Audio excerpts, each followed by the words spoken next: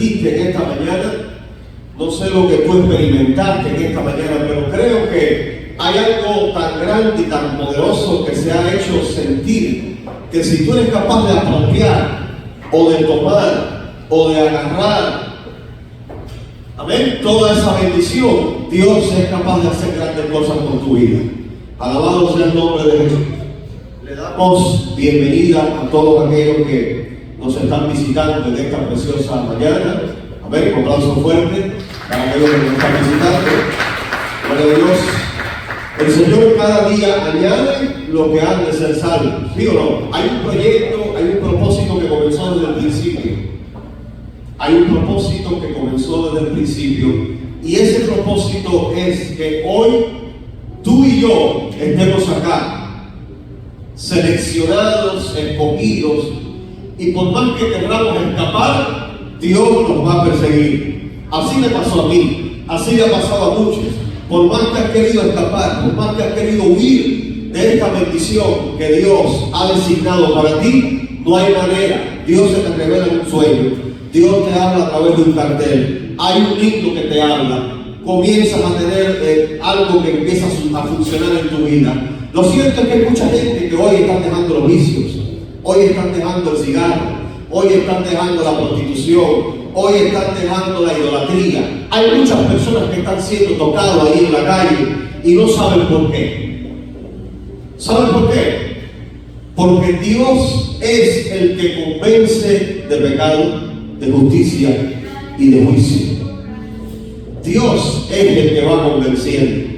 Y esto es lo que sucede cuando su presencia llega de una manera impresionante a la vida de un hombre. Alabado sea el nombre de Jesús. En esta mañana quiero que vaya a su Biblia, si tienen alguna Biblia ahí, si no un teléfono.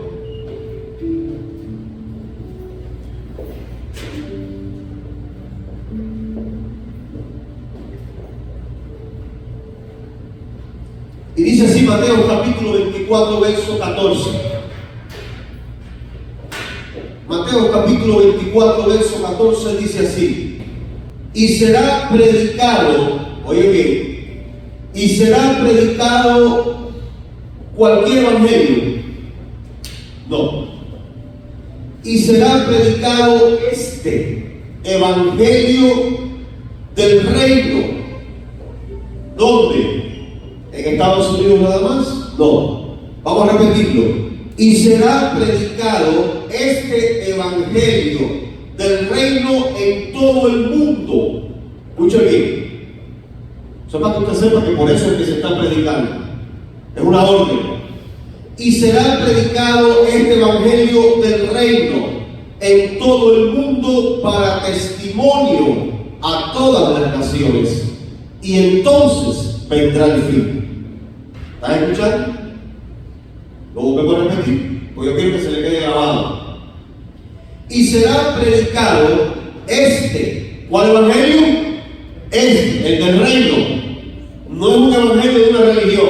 Para todo el mundo, o en todo el mundo, para testimonio a todas las naciones, y entonces vendrá el fin. Padre, gracias te damos por esta palabra que es bendita desde el primer momento en que salió de tu boca. Ella produce el efecto por lo cual es enviada. En el nombre de Jesús, haz lo que tengas que hacer. Toca, cambia, transforma, liberta, restaura, regenera, activa, pero haz lo que tú quieras hacer, Señor. No te sientas limitado a la hora de sanar a un enfermo, de liberar, de tocar. Es cierto que en tu ciudad donde naciste no pudiste hacer muchos milagros por la incredulidad de ellos, pero hoy la gente está activa, hoy la gente tiene fe, hoy la gente necesita su milagro, hoy la gente quiere que tú le hables. En el nombre de Jesús, gracias Señor. Amén. La iglesia es un organismo vivo y ha tratado de marcar el distintivo a través de la historia.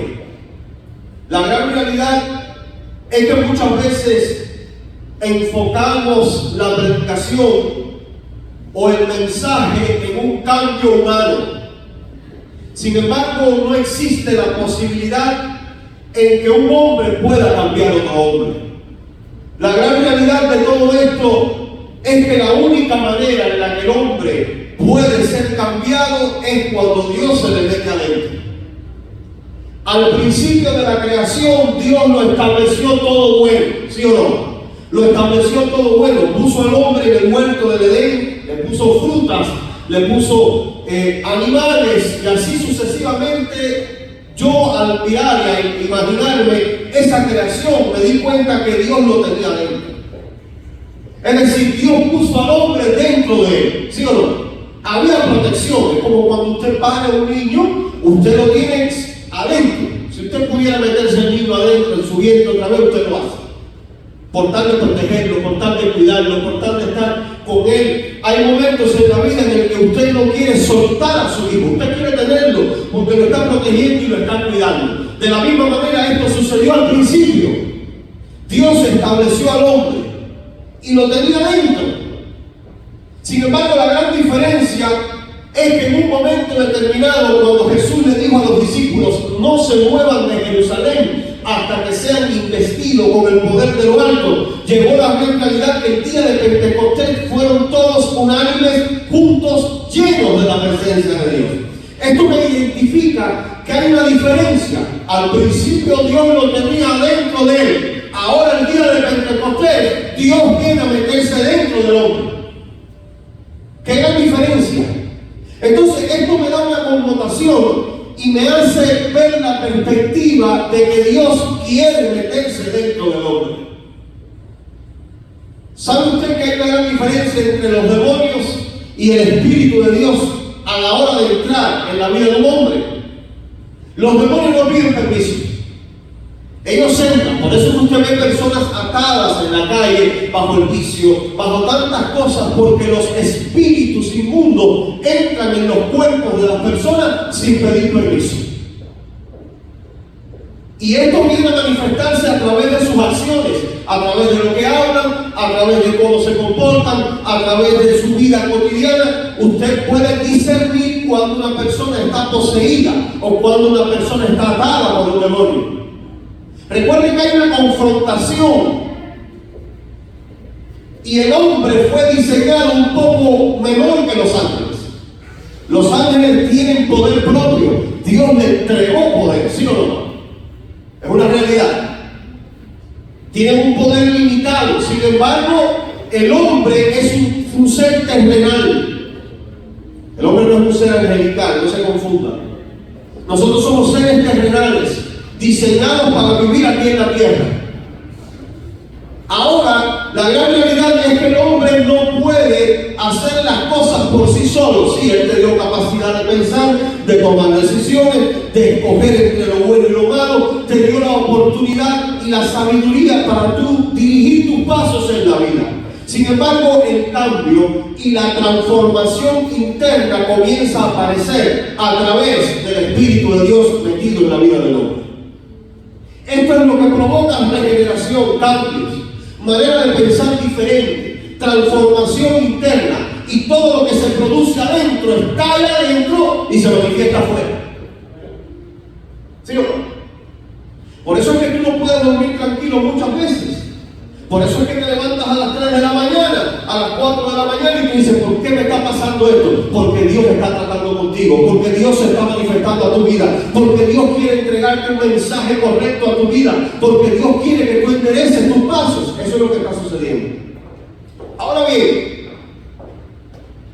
en este pasaje bíblico, cuando Jesús salió del templo, recuerden que Jesús vino a romper la tradición. Había un partido religioso o varios partidos religiosos incrementando su doctrina en la tierra. Después del profeta Malaquías no se levantó profeta hasta el día de Juan el Bautista. Pero Jesús en su andar y en su caminar vino a romper estructuras. Diga conmigo, Jesús vino a romper estructuras.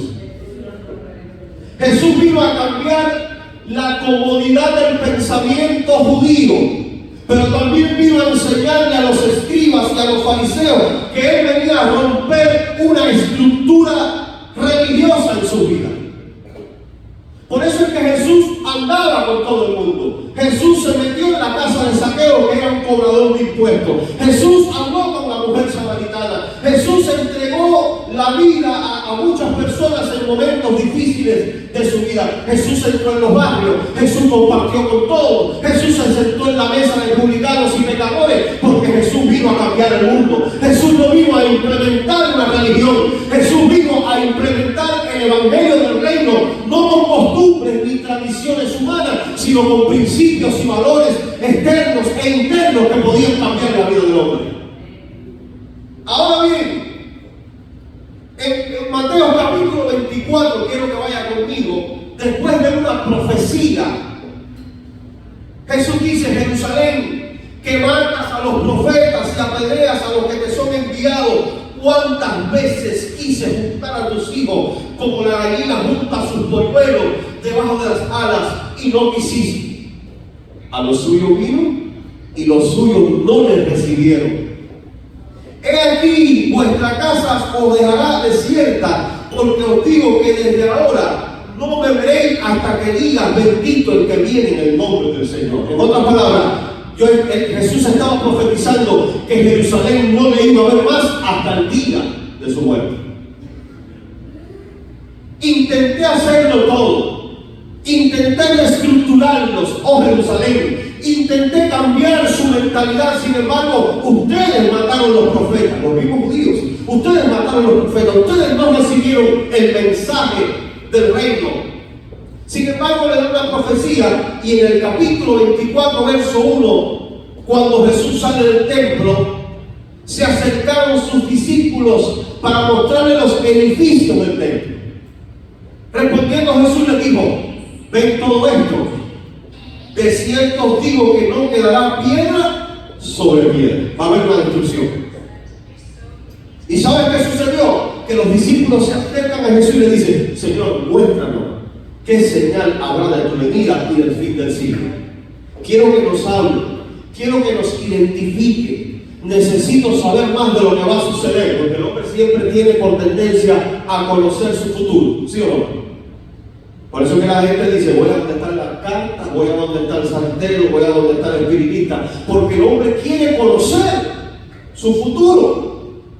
Pero cuando tú comienzas a entender que tu futuro está en las manos de Dios, que no puedes añadirle ni más ni menos, Dios sabe el tiempo que tú vas a estar en esta tierra. Él conoce, Él sabe, Él está interesado en mostrarte su futuro, pero tienes que buscarlo, tienes que entenderlo, tienes que conocerlo, tienes que profundizar en Él. Y esto es lo que estaba sucediendo con los discípulos.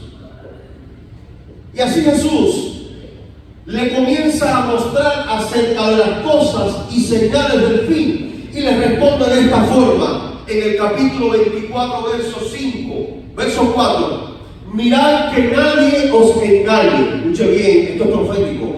Mirad que nadie os engañe, porque vendrán muchos en mi nombre, diciendo: yo soy el Cristo, y a muchos engañarán.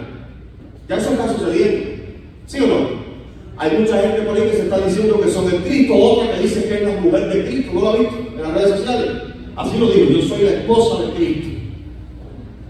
Y aquí está diciendo, para que usted se grabe bien este capítulo 24 de Mateo: porque vendrán muchos en mi nombre diciendo: yo soy el Cristo, y a muchos se engañarán, y oiréis de guerra y rumores de guerra.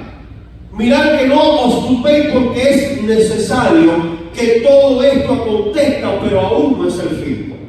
¿Qué es lo que usted está escuchando hoy? ¿Sí o no? Porque se levantará nación contra nación y reino contra reino, y habrá pestes y hambres y terremotos en diferentes lugares. Todo esto será principio de dolores. Entonces os entregarán a tribulación y os matarán. Esas cosas pasan también, y seréis aborrecidos de toda la gente por causa de mi nombre. ¿Qué es lo que está pasando en otros países? ¿Hay persecución o no lo hay? Por causa del nombre de Jesús, ¿sí o no? ¿Qué fue lo que pasó con este muchacho que mataron? ¿Por causa de quién fue? Entonces esto es una palabra profética. Ahora, lo que sucede con esto es que en el momento en que usted conoce a Dios, usted entra en una confrontación espiritual. Tiene que entenderlo. Si a ti te dijeron que el evangelio es color de rosa, y esto no es un evangelio de limitaciones, no estoy hablando de eso, Pero si te dijeron que el evangelio no vas a tener pruebas, no vas a tener situaciones, no vas a tener crisis, todo va a ser prosperidad, te engañaron. Sí, es verdad que Dios prospera, es verdad que Dios bendice, es verdad que Dios abre puertas, es verdad que Dios imparte paz a tu vida, pero tienes que entender que el nombre de Jesús tiene que estar claro en tu vida y saber que la definición que tiene es que no puedes andar como el murciélago. ¿Y ahora qué?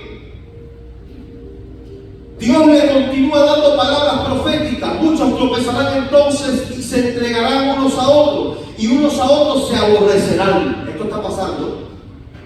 Y muchos falsos profetas, escuche bien, se levantarán en este tiempo. No es mañana ni la semana que viene, es ya. Y muchos falsos profetas se levantarán y engañarán a muchos. Y por haberse multiplicado la maldad, el amor de muchos se enfriará. ¿Qué pasa con la palabra profética de Jesús? Mas el que persevere hasta el fin, este será salvo. Perseverar es esforzarse, es continuar, es seguir. Y el verso 14, que es una de las cosas que más me impresiona, y será predicado. Oye bien, en medio de toda esta palabra profética que Jesús le entregó a los discípulos, Jesús termina con broche de oro y le dice, y será predicado este evangelio, porque se van a levantar profetas falsos.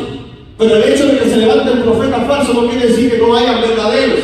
El hecho de que se levanten pastores falsos no quiere decir que no hayan verdaderos. El hecho de que se levanten evangelistas falsos no quiere decir que no hayan verdaderos. Sin embargo, Jesús dice, entre esta confrontación y este problema hay que tener discernimiento para comprender quién es de Dios y quién no. Sin embargo, a pesar de todo esto, verso 14, y será predicado este evangelio, el del que yo le hablé, del que yo les dije, acompañado con señales y milagros, y será predicado este evangelio del reino. Y será predicado este evangelio del reino a todo el mundo, o en todo el mundo. ¿Para qué? Vaya conmigo. Para testimonio a todas las naciones. Escucha bien, para evidencia. Entonces, el evangelio tiene que ser predicado con evidencia. El evangelio tiene que ser predicado con testimonios. El evangelio no es un evangelio infructífero ni seco. El evangelio tiene que estar predicado con evidencia. ¿Cuáles son las evidencias? El amor. ¿Cuáles son las evidencias? La unidad. ¿Cuáles son las evidencias? El cambio del hombre. ¿Cuáles son las evidencias? La regeneración. ¿Cuáles son las evidencias? Los milagros. ¿Cuáles son las evidencias? Las señales y prodigios. Esas son las evidencias. En cierta ocasión Jesús se encuentra con un leproso que se acerca a él en medio de su andar. Y el leproso se acerca y le dice, Señor, si quieres, puedes limpiarme. ¿Cómo que si quiero? ¿Cómo que esa pregunta que si quiero? Claro que quiero.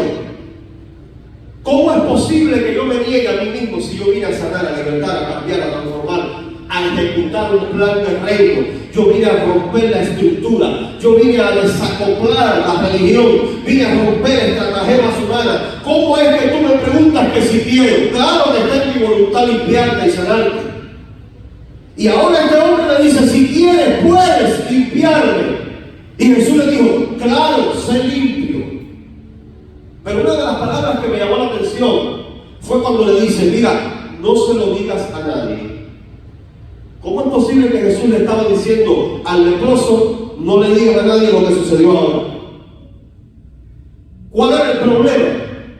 El problema estaba en que a los leprosos en aquel entonces, cuando se enteraban que tenían lepra, los apartaban de la comunidad. Entonces hacían una cisterna o unos huecos y la gente tenía temores, se declaraba inmundo y entonces se apartaba a un lugar específico. Y luego el sacerdote tenía que ir y verificar la sanidad de este hombre. Se sanó, a los 7 días vuelve. Y así lo daban comida de lejos, pim. Pero entonces ahí buscaban la manera de ver cómo el hombre tenía ya el testimonio de sanidad. Y parece que ellos tenían dominio acerca de lo que era la medicina tradicional. Y en aquel momento ellos verificaban si el hombre ya estaba sano o no. Es como cuando usted tiene algún problema, una situación. ¿Dónde va usted? ¿Te va al médico? Y el médico es el que da un diagnóstico, que cancelamos cualquier palabra de diagnóstico en su vida. Usted es una persona sana, bendecida, próspera y en bendición. ¿Sí o no? Ahora bien, cuando usted tiene cualquier situación, usted va al médico para que el médico revise y le dé la definición de lo que hay, qué está pasando, qué está sucediendo. Bueno, está pasando esto así, tienen esto, tienen aquello, pam, pam, y ahí comienzan a buscar la forma en la que pueden resolver. Una vez que terminan el proceso de sanidad, pues te dan un papel y te dice, oye, que usted está completo. ¿Sí o no? Entonces Jesús estaba aplicando la formalidad para que todo el mundo conociera que él no estaba inflando. Hay una pila de infladores ahí, como dicen la gente. Yo no estoy inflando. Yo estoy dando la seguridad a todo el mundo de que la gran realidad es que usted tiene que ir a ver a los sacerdotes. ¿Qué le digo? No se lo diga a nadie. No te pongas a vociferar. Una vez que Jesús lo toca, se sana el hombre, automáticamente el milagro ocurre. Ahora mismo todo el mundo se queda perplejo de lo que está sucediendo, pero le dice, ven acá mi niño, ven acá mi corazón, acércate, no se lo digas a nadie. ¿Cómo que no se lo diga a nadie si nadie puede dejar de decir lo que ha visto y lo que ha oído? Sí, pero espera un momento, si tú se lo comienzas a decir a la gente no sabe, porque tú te escapaste del lugar donde tú tenías que estar. Tú tenías que estar metido 7 metros hacia abajo, sentado ahí esperando que los sacerdotes te vieran. Sin embargo, te escapaste y andas por la calle y la gente no te conoce ni sabe quién eres. Te has transformado físicamente, ya no sabes si es Pablo o si es José. La cara del rostro del hombre tiene que haber estado completamente desfigurada. Era de él. Gracias a Dios que esas enfermedades ya yo creo que ni existen ya. Eso más nunca se ha visto. No sé si habrá en algún lugar por ahí. Pero le digo, si te pones a contarlo y a decirlo a todo el mundo, la gente no te va a creer. Porque los leprosos se ponían unas capas, unas túnicas y se tapaban el rostro, iban así, escondidos de la sociedad. Qué sufrimiento, qué sufrimiento, se sentía separado, excluido, rechazado. Y a veces no hay que tener lepra para sentirse rechazado. A veces no hay que tener lepra para sentirse que no eres parte de la sociedad. A veces no hay que tener lepra para sentirse que alguien no te quiere. A veces no hay que tener lepra para sentirse que alguien te rechazó, que alguien te olvidó, que alguien no te quiso, que alguien no quiere saber más de ti. Pero no importa, siempre hay una solución. Jesús te dice, no se lo digas a nadie. Porque a veces los problemas no se los puedes contar a nadie. Tú tienes que contar lo que tú sabes que no te puede traer problemas, porque Dios perdona, pero el hombre no. Y cuando comienzas a contarle tus problemas a la gente que para ti no es de confianza, ¿sabes qué sucede? Que entonces viene el primero, llega el segundo, viene el tercero, y cuando viene a ver quién agarra el último. Y este le añade una cosa, y el otro le añade otra, y el otro le añade otra, y cuando viene a ver, los problemas, lejos de causar un cambio, se incrementan. ¿Y sabes qué le dijo Jesús? No se lo digan a nadie. Si los ve a donde está el sacerdote, los que ellos sí te conocen. Ellos fueron los que te entregaron, pero tú te escapaste. Ve donde está el sacerdote y ofrécele por tu purificación para testimonio. Recuerda, el evangelio va a ser predicado ¿con qué? Con testimonio. ¿Qué es lo que es testimonio? Evidencia. Ve y ofrécele por tu purificación para testimonio a ellos, para que ellos sepan que este evangelio no es cualquier cosa. Este evangelio cambia, este evangelio transforma, este evangelio sana, este evangelio liberta. Ve hasta allá y entrégale esa palabra para que ellos puedan comprender que te encontraste con el dador de la vida. Esto fue lo que pasó aquí. Y seguimos funcionando. Y al mirar la vida y la trayectoria de Jesús rompiendo estructuras y esquemas, se presenta una mujer en medio de la multitud, una mujer con flujo de sangre. No sabemos qué problema tenía en su interior. Y entonces esta mujer no sabemos qué tenía. Lo cierto es que ella estaba también oprimida y rechazada. Se encontraba en la misma condición del leproso. El leproso rechazado por lepra, la mujer como se declaraba inmunda, la mujer cuando llegaba el momento de su periodo menstrual, una vez que sabían que estaba con el periodo menstrual en aquel entonces, no ahora, no se podía sentar en esa silla y usted sentarse de vuelta. Era declarada inmunda. ¿Y eso usted qué ley había en aquel momento? Usted está con el periodo, imagínese si yo me pongo a preguntarle a todo el mundo aquí, usted está con el periodo, no se puede sentar ahí, tiene que sentarse allá o quedarse de pie o esconderse. Había una exclusión, había que excluirla. Sí, marido y mujer en la casa, Esa mujer era inmunda, tenía que apartarse.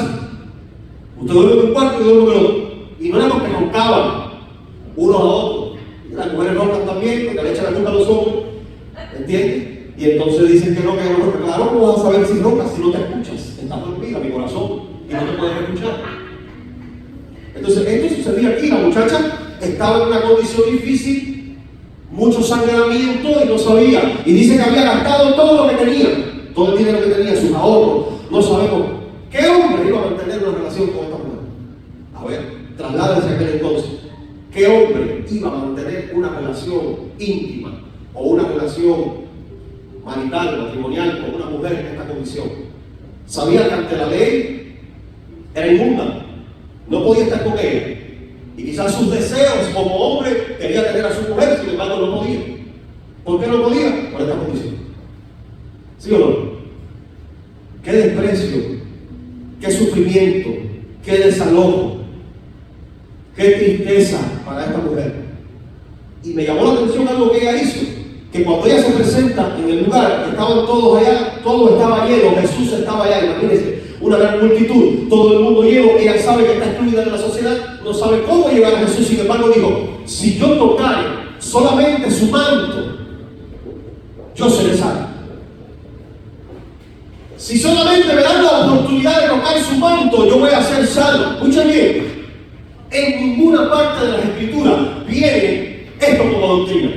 Si usted lo encuentra, dice que alguien diga, si yo toco su manto, usted puede decirme, sí, pero la Biblia dice, y pondrán las manos sobre los enfermos y ellos sacarán. Este no es el caso. Y buscando, si hay alguno que está enfermo entre la congregación, busque los ancianos de la iglesia. Aquí tenemos un anciano. Busque los ancianos de la iglesia. Estamos más tristes. Busque los ancianos de la iglesia. Fíjense bien. Ancianos se refería a los hombres que llevaban tiempo, ¿verdad? Sí, vamos a levantar muchachos también, tampoco es así. Ancianos eran los hombres y mujeres que ya estaban sirviendo a Dios. Y si alguno estaba enfermo entre vosotros, busquen los ancianos de la iglesia y ungiéndole con aceite, la oración de fe sanará al enfermo. ¿Sí o no? Entonces hablaba de sanidad. Pero en este caso era muy diferente. La mujer del flujo de sangre tipo en su interior, ahí no había una doctrina, ahí no había una sugerencia, ahí no había una manera en la que ella pudiera conquistarse a sí misma. Ella dijo, si tan solo yo pudiera tocar su manto. Ahí no existía por ninguna parte de las Escrituras en que tú tocaras el manto de Jesús y fueras sana. Eso se lo inventó ella por su fe, por su convicción, porque sabía que el poder iba a salir de él. Si aunque sea yo logro llegar en medio de la multitud y tocar el manto de Jesús, yo voy a ser sanada. Y esto fue lo que sucedió. Rompió los esquemas, rompió la estructura, rompió los paradigmas, rompió las estratagemas humanos. Ella dijo, yo tengo fe, yo tengo convicción, y sin fe es imposible agradar a Dios. Si yo tengo fe, aunque toque el manto de Jesús, tocando el manto de Jesús, rompiendo la estructura, rompiendo el paradigma, yo sé que puedo llegar, y cuando yo le toque, las cosas van a ser diferentes. Ella comenzó a romper, a meterse con la gente. Cada persona que tocara, cada persona que tuviera, a ver, por aquí, cada persona que ella comenzara a tocar, ¿saben qué sucedía? Estaba declarando el mundo a todo el mundo. Lo que pasa es que la gente no se dio cuenta. La gente no sabía quién era esa mujer loca que estaba entrando por aquella congregación, llegando a diferentes lugares y apartando gente. Ella no le importó el reguero de gente que había, ni le importó lo que pudieran decir. Ella estaba excluida, ella estaba desanimada, estaba desechada, pero todavía quedaba un corazón respirando y unos pulmones que dijo, no importa como yo me sienta o como la gente me haya excluido, yo sé la capacidad que tengo de confiar de que cuando toque el maestro la vida cambiará. Y cuando tocó el maestro, ¿sabe qué sucedió? Automáticamente recibió sanidad. Pero una palabra que me convenció poderosamente fue cuando Jesús dijo, ¿quién ha tocado mi vestido? Jesús está ahí, la multitud te aprieta. Eran miles de personas. Sin embargo, Jesús le dijo, ¿quién ha tocado mi vestido? Y los discípulos dijeron, Señor, ¿cómo tú vas a preguntar eso ahora? Y porque los discípulos también tuvieron su humor. Y a veces le decían cosas jocosas. Probablemente no estuvimos ahí, pero me imagino que es una vida igual que la que llevamos nosotros aquí ahora. Señor, le vas a preguntar ahora a la gente, ¿quién ha tocado tus vestidos? Si a ti te toca todo el mundo. Es un reguero de personas que hay alrededor tuyo que es imposible descifrar. ¿Quién ha tocado tus vestidos? Te tocó Pancho, te tocó José, te tocó Perejita en un momento determinado. Todo el mundo te ha tocado. ¿Cómo tú vas a preguntar que quién ha tocado tus vestidos? Jesús le dijo, sí, pero hay alguien que me tocó diferente. Hay alguien que me tocó diferente.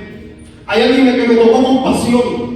Hay alguien que me tocó con fe. Todo el mundo me toca, pero hay alguien que descifró los códigos de la sanidad, del milagro, de las señales. Hay alguien que rompió una estructura. Hay alguien que supo lo que quería. Hay alguien que sabía para dónde iba, para dónde voy, qué quiero en mi vida y hasta dónde voy a llegar. No me importa la condición en que me encuentre, yo vivo un poco más allá. Hay alguien que tocó mi vestido diferente porque poder salió de mí. Poder salió de mí automáticamente. Jesús no oró por esa persona. Imagínense usted. Jesús no oró. Aquí hubo una sustracción, se puede decir. Aquí hubo un agarre. Aquí hubo voy a tomar lo que a mí me corresponde. Dice, poder salió de mí, tiene que haber estado de espalda. Y cuando hubo un toque, automáticamente el poder que él tenía en su interior, él era un poder caminante. Tocó a la mujer fue sanada, fue por la fe de la mujer. Jesús, ¿tú crees que no sabía lo que estaba sucediendo? Pero algo aconteció en esta mujer, fue totalmente cambiada. Y así sucesivamente hay tantas historias en las Escrituras que pudiéramos concretar, pero nos pasaríamos hasta mañana aquí hablando de todas las historias que sucedieron. Sin embargo, para comprobar esta bendición, nos vamos al Nuevo Testamento, a 1 Corintios, 1 Corintios capítulo 2.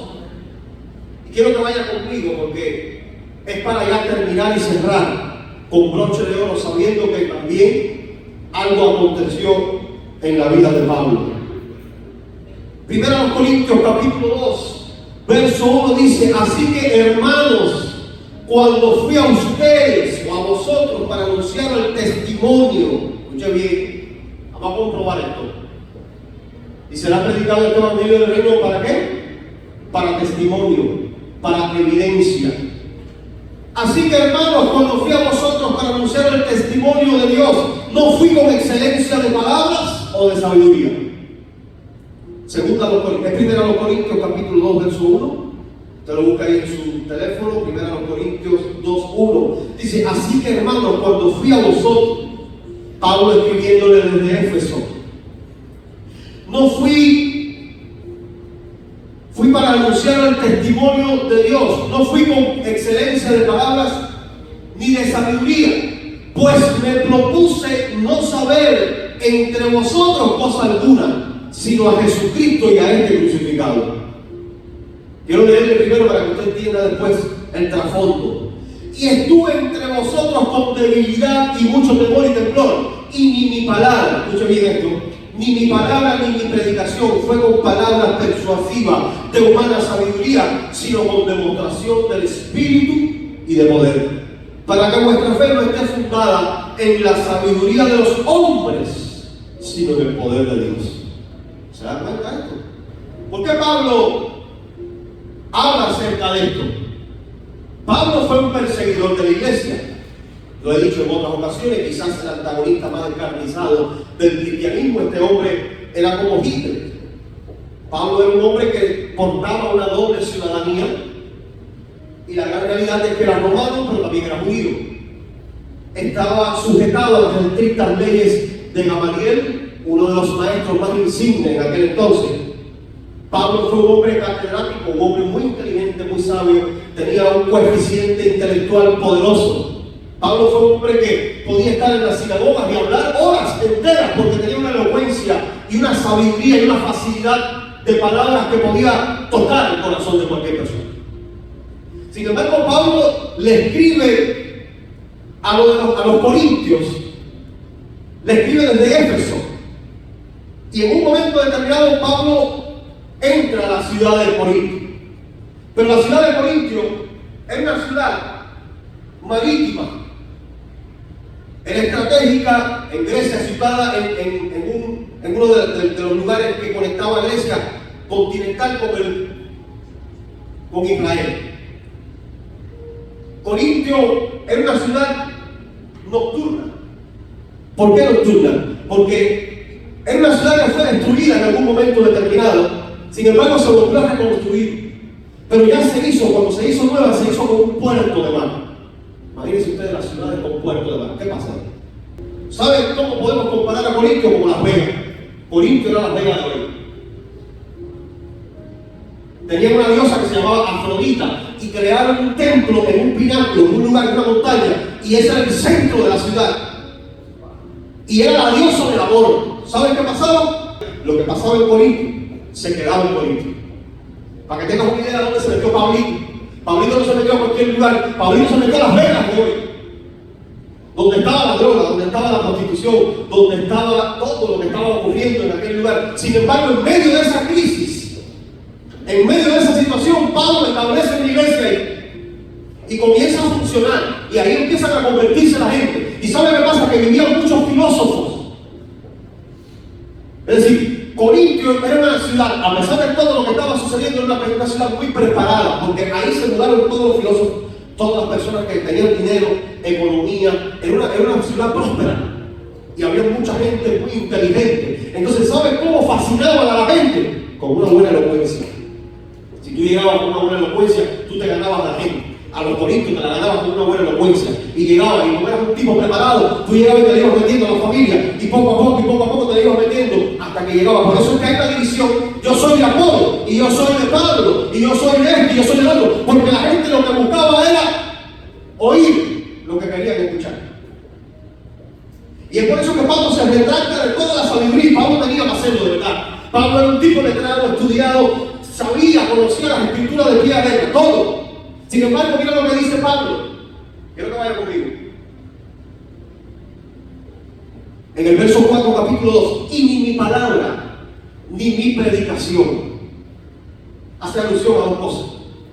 Ni mi palabra, a la hora de yo manifestarme y hablar con ustedes, ni mi predicación fue con palabras persuasivas de humana sabiduría. Es decir, yo me propuse entre vosotros no saber cosas alguna. Porque yo sé de las malas que ustedes cogen, eso lo estaba diciendo. Yo sé de las cosas que ustedes conocen. Yo sé que a ustedes les gusta escuchar un buen léxico y todos están preparados. Pero yo vivo aquí diferente. Y puedo hacerlo, pero anduve entre vosotros con mucha debilidad y mucho temor y temblor. ¿Saben cómo andaba Pablo? Así que, porque no quiero que se manifieste el hombre bien. No quiero hacer lo que yo hacía. Yo no quiero identificarme como el catedrático, no me quiero identificar como el filósofo, no me quiero identificar como el que más sé. Tengo que venir con algo diferente, porque esta gente está cansada y obstinado de escuchar lo mismo. Sin embargo, vengo diferente, vengo rompiendo estructuras mentales, derribando argumentos mentales. Y por eso es que Pablo dice, ni mi palabra, ni mi predicación fue con palabras persuasivas de humana sabiduría, sino con demostración del Espíritu y de poder, para que vuestra fe no esté fundada en la sabiduría de los hombres, sino en el poder de Dios. ¿Sí o no? Entonces, ¿qué es lo que sucede? Que la gente de afuera traía las prácticas a la iglesia. Eso fue lo que pasó. Cuando Pablo establece la iglesia, empezaron a convertirse muchas personas. Pero personas que antes, ¿saben?, participaban. Fíjense que ahí toda la comida, los animales que se mataban para comer y todo eso, se sacrificaba en el templo de Afrodita. Y toda la comida que se llevaba a los mercados para vender, ya anteriormente se había dedicado a eso. Entonces los creyentes, los cristianos que ya habían conocido al Señor y comienzan a conocer la palabra, dicen, ya ahora como si todo esto es sacrificado y no se puede cambiar. Por eso es que Pablo le dice, todo lo que venga a la carnicería, usted ore, pídale a Dios que bendiga y olvídense de lo demás. Por eso es que surge esto. Y esto es lo que pasó aquí, esto fue lo que sucedió, que como había muchas prácticas de libertad, Las Vegas, tú sabes. Entonces aquí ahora todos ellos traen las mismas y costumbres, divisiones, pleitos, contiendas. Yo soy el mejor, yo soy de Pablo, yo soy de Apolo, yo soy de este, yo soy del catedrático, yo soy del filósofo. Y comenzaron a haber divisiones porque el hombre comenzó a mirar al hombre, comenzaron a buscar al hombre. Error garrafal: cuando comienzas a buscar al hombre siempre vas a encontrar un defecto. Y esto fue lo que pasó aquí. Todo el mundo trataba de buscar al mejor. Este es el mejor. Pablo, había una competencia de Pablo y era Apolo. Apolo le hicieron hasta un templo. Apolo era un tipo muy elocuente, un filósofo que se convierte y comienza a hablar. Entonces hubo una diferencia: este predica mejor que el otro predica mejor que este, y así comenzaron a seguir al hombre, como pasa hoy también. ¿Sí o no? La gente no tiene identidad propia.